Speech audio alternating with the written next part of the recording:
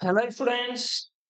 तो अभी काफी लाइव क्लासेस भी हो गई हैं आप लोगों की। और अरे ऑफ टेक्स्ट जो मैंने स्टार्ट किया था खास तौर से क्लास 11th 12th का जो एकेडमिक सेशन होता है उनके लिए, हालांकि रे ऑफ टेक्स्ट 12th में है।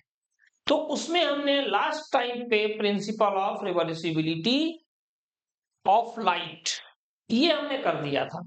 लेकिन इसके बाद कुछ कुछ चीजें छूट सी गई थी। छूटी नहीं थी एक्चुअल में, मैं आपको बताऊं। उधर से थोड़ा सा टाइम कम मिला, लेकिन जैसा कि मैंने आपसे कहा था लास्ट ईयर, मैंने बोला था कि हम इस पर वर्क कर रहे हैं। तो कई कमेंट्स भी आए थे कि सर आप कर रहे वर्क कर रहे हैं, लेकिन आपके अभी मुश्किल से 20-25 वीडियो ही हैं। मतलब ये इन्होंने बोला था, इससे ज्यादा वीडियोज आपके हैं नहीं। बट मैं वही कहूंगा कि हम इस पर वर्क कर रहे हैं। अब भी उगा सकते हैं, लेकिन हाँ उनके नंबर अब जरूर चेंज होंगे। अब हमारे 380 वीडियोज हैं हमारे चैनल पे, ये शायद 381 होगा। तो इस तरह से हम कंटिन्यूअस काम कर रहे हैं आपके ऊपर। यार अकेले हैं तो अकेले हैं तो थोड़ा सा दिक्कत रहती है प्रॉपर वे में मैनेज करने में। लाइव क्लास भी हम ले रहे हैं। लाइव क्लास आप 7:30 पे क्लास 11th का, और 10:10 पे 10:10 पे हम क्लास 12th की लाइव क्लास लेते हैं। इसके अलावा नीट का भी कुछ दिन लिया था हमने, बट थोड़ा सा अरेंजमेंट में प्रॉब्लम आ रही है, तो हो जाएगा। क्योंकि क्लासेस लेने के साथ साथ हमें यहाँ पर न्यूमेरिकल भी आपके डिस्कस कराने पड़ते हैं। तो इसमें थोड़ा सा टाइम लगता है, लेकिन कोई बात नहीं, हम कंटिन्यूअसली अपना वर्क कर रहे हैं और आप भी कर रहे हो, आपका सपोर्ट भी मिल रहा है पूरी तरह से। तो ये भी काफी अच्छी चीज है हमारे लिए। तो चलिए फिर इसमें अब टाइम ना वेस्ट करते हुए हम स्टार्ट करने जा रहे हैं। हाँ, अगर आपने चैनल को सब्सक्राइब नहीं किया है तो कर दीजिए, बेल आइकन यूज कीजिए, ताकि जो ही न्यू वीडियो जाए आपको वो तुरंत मिल जाए। तो यहाँ पे हम स्टार्ट करने जा रहे हैं, वो है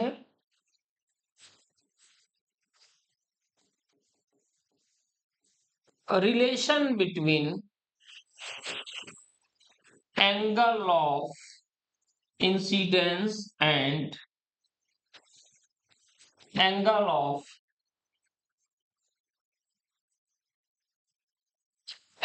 incidence and angle of emergence for two parallel interface। आज हम इसकी बात कर रहे हैं, relation between angle of incidence and angle of emergence, जिसमें कि टू पैरेलल इंटरफेस है। पैरेलल इंटरफेस में और ये सारी कंडीशन होती हैं, तो वो थोड़ा सा मैं आपको यहाँ पे एक्सप्लेन कर दूं। जैसे मान लीजिए कि यहाँ पे हम्म ओ ये ब्लैक था तो दिखेगा भी कहाँ से। मान लीजिए कि इस टाइप से ये कोई ग्लास स्लैब है। ये जो है ये क्या है, एयर। ये मान लीजिए कि अपने पास ग्लास है और ये एयर है। अब हमें बताना है कि एंगल ऑफ इंसिडेंस और एंगल ऑफ इमरजेंस, इनमें क्या डिफरेंस है। कंडीशन सेम है बेटा, ये दो पैरेलल इंटरफेस है, ये दोनों पैरेलल हैं। और दोनों साइड की आप देखिए अगर यहाँ पे, तो दोनों साइड का मीडियम भी सेम है।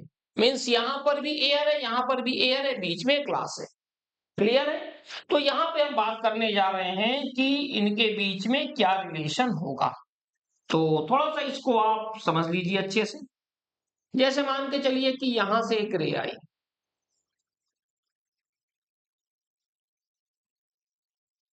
ये रे आई, इसके बाद रे कहां चली गई, टुवर्ड्स द नॉर्मल। फिर ये यहां से बाहर निकली और ये ऐसे चली गई। ठीक है। तो हमने मान लिया कि रे यहां से आई, रे फिर यहां पे आई और यहां से बाहर निकल गई। अब जो मुझे आपको बताना है वो थोड़ा समझिएगा आप। जो मुझे आपको बताना है उसको थोड़ा समझना।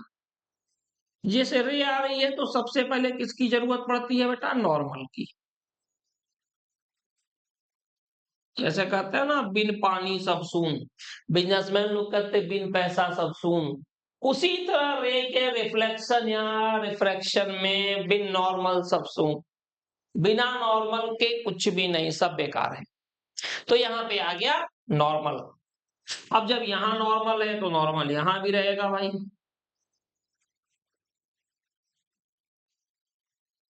ये हो गया नॉर्मल। अब मैं जो आपको बताने जा रहा हूं थोड़ा ध्यान से देखिए। तो ये हो गया एंगल ऑफ इंसिडेंस आई, ये हो गया एंगल ऑफ रिफ्रैक्शन आर। जब ये आर हो गया तो ये भी आर हो गया, और ये हो गया एंगल ऑफ इंसिडेंस ई। यहां पे हम आई और ई के बीच में रिलेशन देखेंगे कि क्या है। वैसे भी आपको बताएं दोनों इक्वल होंगे। अगर ये दोनों सरफेस पैरेलल है और इन दोनों का मीडियम सेम है तो angle of incidence angle of emergence के इक्वल होगा। अदरवाइज हो सकता है नहीं भी, जैसे प्रिज्म का केस हम आगे करेंगे, उसमें हो भी सकता है और नहीं भी हो सकता है। लेकिन यार इसमें तो इक्वल होना ही है, नो इफ नो बट, होना ही है। अब आप कहोगे कैसे, तो देखिए यहाँ पे सबसे पहले हम बात करने जा रहे हैं, रे पास हो रही है एयर टू ग्लास, तो रिफ्रैक्टिव इंडेक्स क्या हो जाएगा, ए एन जी। लास्ट टाइम मैंने सर म्यू से डिस्कस किया होगा, तो रिफ्रैक्टिव इंडेक्स को एन से भी डिस्कस करते हैं और म्यू से भी करते हैं। थोड़ा सा मैं देख लूं किससे किया आपने, तो ज्यादा आपको शायद अच्छे से क्लियर हो जाएगा। लेकिन आप एन से भी कर सकते हो म्यू से, यहाँ एन से कर रहा हूं, म्यू से भी कर सकते हैं। दोनों ऑप्शन होता है, एन से भी करने का ऑप्शन होता है, म्यू से भी करने का ऑप्शन होता है। एनसीईआरटी ने कई जगह एन से यूज किया है, बहुत सारी बुक्स ने एन से यूज किया है, कई बुक्स ने म्यू से यूज किया है। तो इसमें आपको कंफ्यूज होने की जरूरत नहीं है कि यार एन होगा कि म्यू होगा। लेकिन डायरेक्शन ए एन जी, रे कैसे जा रही है, एयर टू ग्लास, तो air to glass equal to, air में कौन सा एंगल है, एयर में है साइन आई, ग्लास में कौन सा है, साइन आर। ठीक है, ये हो गया अपना इक्वेशन 1। फिर रे वापस जा रही है ग्लास टू एयर, देखो अब यहां पे आ रहे हैं ग्लास टू एयर, तो ग्लास टू एयर को हमने लिख दिया glass to air equal glass to air, glass में कौन सा एंगल है यहाँ पे, ये हो गया साइन आर अपान साइन ई। तो ये हो गया इक्वेशन सेकेंड। तो एक काम करें इसमें हम इक्वेशन फर्स्ट इनटू सेकेंड कर देते हैं। सो जब फर्स्ट इंटू सेकेंड किया तो अपने पास आ गया A N G into G N A equal to, क्या आ गया अपने पास, साइन आई upon sine r into sine r upon sine e, ये कैंसिल हो गया। और ये तो आपको पता है प्रिंसिपल ऑफ रिवर्सिबिलिटी से इसकी वैल्यू होती है 1, तो हम क्या करेंगे यहाँ पे लिख देंगे 1 इक्वल टू, जहां साइन आई है वहां पे साइन आई लिख दो और यहाँ पे साइन ई, तो यहां से अपने पास आ गया sine e equal to sine i, यानी ई इक्वल टू आई। जैसा कि मैंने आपसे पहले भी कहा था, अगर एंगल ऑफ इंसिडेंस और इमरजेंस ये दोनों सेम हैं तो ये दोनों सरफेस पैरेलल होंगे, दोनों का मीडियम भी सेम होगा, या उल्टा कह दो, अगर ये दोनों मीडियम सेम है और ये दोनों सरफेस पैरेलल है तो angle of incidence angle of emergence के इक्वल होगा। इसमें कुछ भी सोचने की जरूरत नहीं है, ये होगा ही।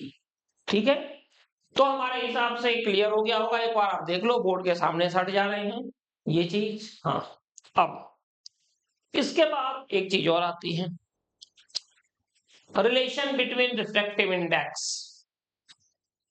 देखिए नेक्स्ट है अपने पास relation between refractive index when ray passing from more than 2 medium। Relation between refractive index, refractive index के बीच का रिलेशन क्या होगा, अगर कोई भी रे दो से ज्यादा मीडियम से पास हो रही है। भाई अभी तक क्या था, एयर टू ग्लास था, ग्लास टू एयर था, एयर टू वाटर था, वाटर टू एयर था, यही था ना, और तो कुछ था नहीं। लेकिन ऐसा हार्ड एंड फास्ट रूल थोड़े कि हमेशा दो ही होंगे। मान लो पता चला एयर, वाटर और ग्लास तीनों आ गए, अब इनके बीच में रिफ्रैक्टिव इंडेक्स में रिलेशन क्या होगा? तो इसके लिए हम लोग आते हैं और थोड़ा सा आपको बताने की कोशिश करते हैं। तो आइए फिर, ये हो गया अपना, एक ये हो गया,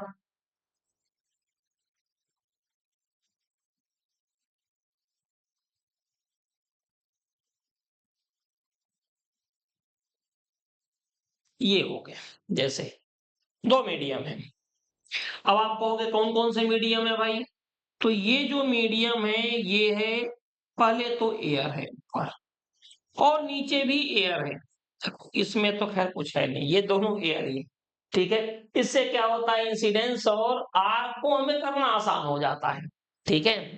और फिर ये जो है ये हो गया वाटर, और ये लास्ट वाला हो गया ग्लास।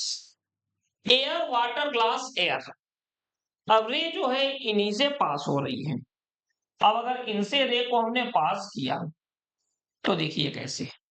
सबसे पहले जो रे है वो यहां से आई, कलर चेंज कर दे रे का, थोड़ा सा आपको देखने में आसानी रहेगी, मुझे ऐसा लगता है। तो चलिए, रे सबसे पहले यहां से आई, ठीक है। अब इसके बाद क्या हुआ,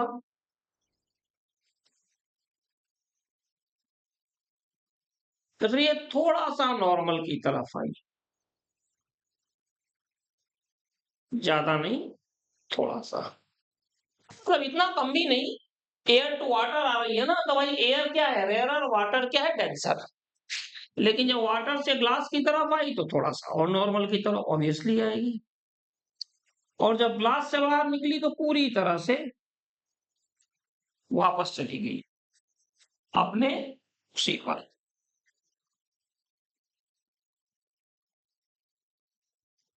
ये रे आ रही है, ये रे चल रही है,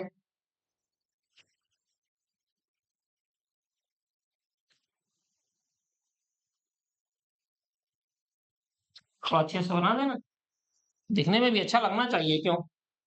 नहीं तो आपको पता है, एक तो स्मार्ट बोर्ड पे सर पढ़ा रहे हैं, और पिक्चर तो अच्छी बनी नहीं रही है, तो ये शिकायत भी थोड़ी कम होनी चाहिए।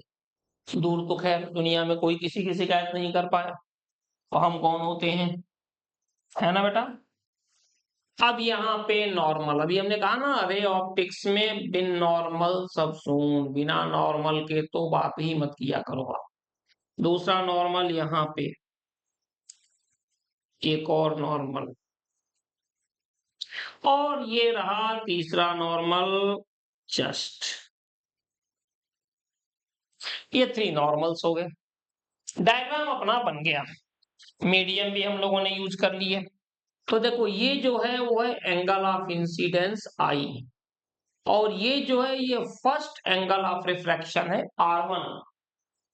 इसी तरह ये R1 तो अल्टरनेट एंगल से ये भी क्या हो जाएगा, R1, और ये हो जाएगा R2, ये R2 तो ये भी R2, और ये हो जाएगा एंगल ऑफ इमरजेंस, जो कि एंगल ऑफ इंसिडेंस के इक्वल होगा। काफी सिंपल है, बहुत ज्यादा आप सोचो इसमें कि कुछ है तो नहीं है, सिंपल है, वही काम करते हैं। सबसे पहले रे पास हो रही है, किससे पास हो रही है, फ्रॉम एयर टू वाटर। अब जब एयर टू वाटर पास हो रही है तो यहां लिख भी दे, air to water.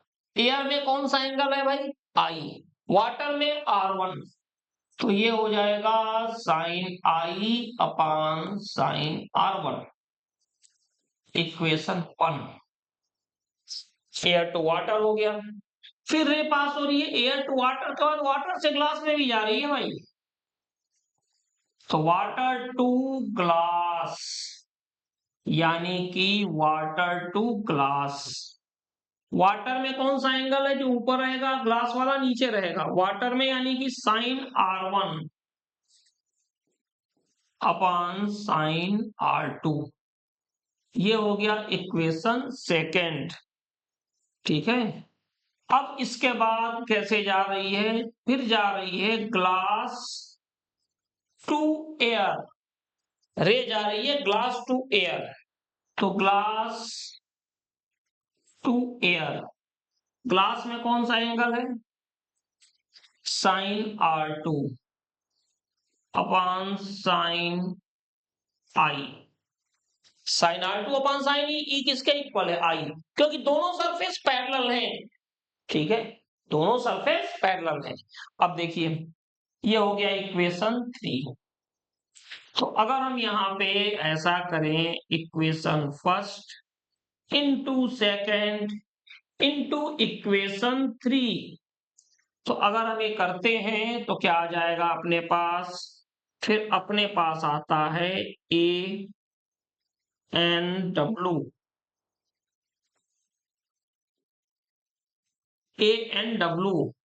Into WNG into GNA, this into this equal to क्या होगा, sine I upon sine R1 into sine R1 upon sine R2 into sine R2 upon sine I। देखो सब कैंसिल हो रहे हैं, कैंसिल हो गए। अब अपने पास क्या आ गया, यहां ध्यान से देखिए, अपने पास जो आ गया वो आ गया, सबसे पहले क्या है ANW, यहां तक कोई दिक्कत नहीं, इंटू WNG, यहां तक भी कोई दिक्कत नहीं। तो फिर दिक्कत है क्या, दिक्कत यहां पर है GNA, refractive index of air respect to glass. यार ऐसा नहीं होता, राइट साइड हमेशा डेंसर मीडियम के लिए होता है। तो इसको क्या लिख दे, GNA को प्रिंसिपल ऑफ रिवर्सिबिलिटी से 1 अपॉन ANG इक्वल टू 1। एक काम करो, इसको भेज दो ऊपर और इसको भेज दो नीचे, तो क्या आ गया अपने पास, WNG equal to ANG upon ANW, ये हो गया। दूसरे टर्म में लिख सकते हैं भाट बेटा, देखो ध्यान से, WNG